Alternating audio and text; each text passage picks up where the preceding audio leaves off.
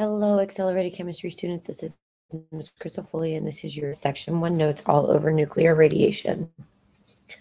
So let's start by talking about radioactivity. So Anton Becquerel was around in 1896, and he was a French chemist who made an accidental discovery. So he was studying the ability of uranium salts that had been exposed to sunlight to fog photographic film plates.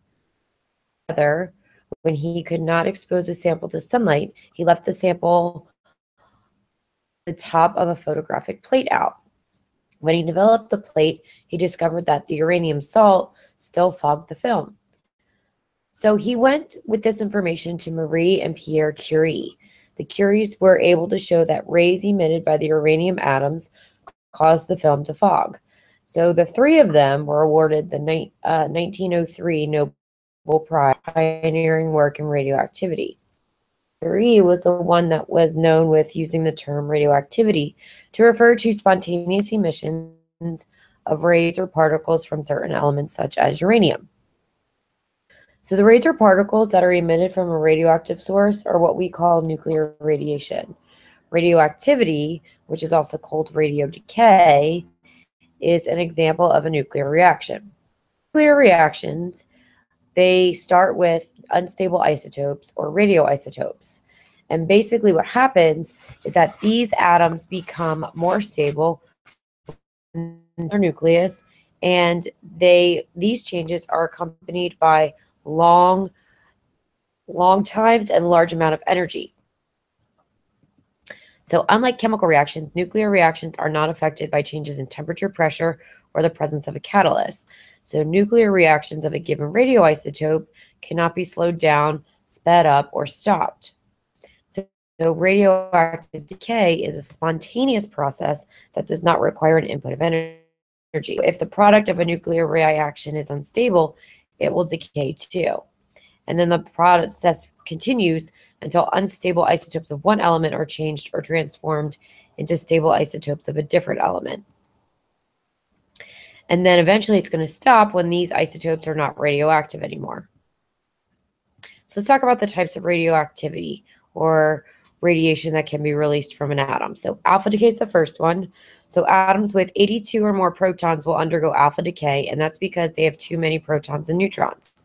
Alpha particles are weak due to their masses, and they are a helium nucleus. So we can see the picture of how we symbolize alpha particles. You can either do it with an A with a mass of 4 over atomic number of 2, or you could do it with an E, an He symbol, a mass of 4, atomic number of 2. Alpha particles are slow moving because of their size and mass, and they have low penetrating power because of their size and motion, and a piece of paper can stop them. The type of radioactivity that we're going to talk about after we finish alpha decay is beta decay, and that's completely different. So when an alpha particle is released, the atomic number is lowered by 2, and the mass number is lowered by 4 of the atom.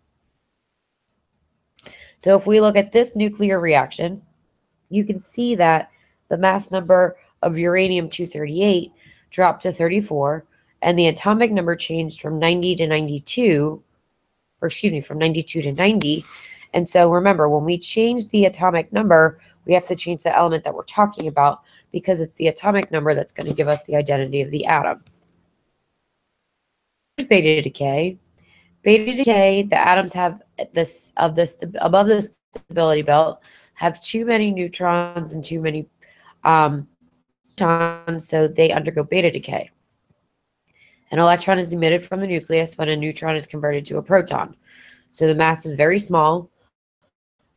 The mass of a proton is equal to the mass of a neutron. Greater than an alpha particle, it can go through soft tissue but not hard tissue. And we symbolize the beta particle with a 0 over a -1 and either a B or an E. So basically a beta particle is just an electron. And remember, electrons have no mass, but they have an atomic number of -1. So in beta decay, the symbol for the electron has a subscript of -1 and a superscript of 0. So if we were to show how a neutron converts into a proton, this would be the nuclear equation that we would write. So the 0 represents the extremely small mass of the electron compared to the mass of the proton, and the -1 represents the charge on the electron. The last type of radioactive decay is the gamma decay. It's the strongest particles. It accompanies most decay. It's usually not written due to the fact that it cannot change the mass of or charge of any of the species. And basically what gamma rays are is that they are photons of high energy radiation, which are considered to be particles of light or packs of energy, and they have high penetrating power and can go through both soft and hard tissue. So we've talked about how these radioactive particles are charged. So if we were to put them in an electromagnetic field, they would be separated. So if we look at this diagram, we can see the electric field has two plates, a negative and a positive. Well, since an alpha particle is a helium nucleus, it has a +2 charge. And the beta particle is a negatively charged particle, so it's going to be attracted to the the positive plate. So we can put electromagnetic radiation and our radioactive particles through a magnetic field, and it will separate them based on their charge. So beta particles are going to move towards the positive plate because they're negatively charged, and alpha particles are going to move towards the negative plate because they are positively charged. So if we're going to talk about the penetrating power now, we said this a little bit before when we talked about the individual radioactive isotopes, but if we were to put a piece of paper in front of them, alpha particles would be stopped because of their size. Beta and gamma would be able to go through. Wood could stop beta particles and not gamma rays. And gamma rays could be stopped by large amounts of lead, but some is still going to pass through. So because gamma rays are extremely penetrating, they can be very dangerous. Gamma rays pass easily through paper, wood, and the human body. So they can be stopped, although not completely, by several meters of concrete or several centimeters of lead. And that is the end of your Chapter 25, Section 1 notes all over nuclear radiation. And remember, all of the information on these Google Slides has been acquired and adapted from Pearson Chem's 2012 edition of the textbook resources CD and pearsonchem.com. Have a good one.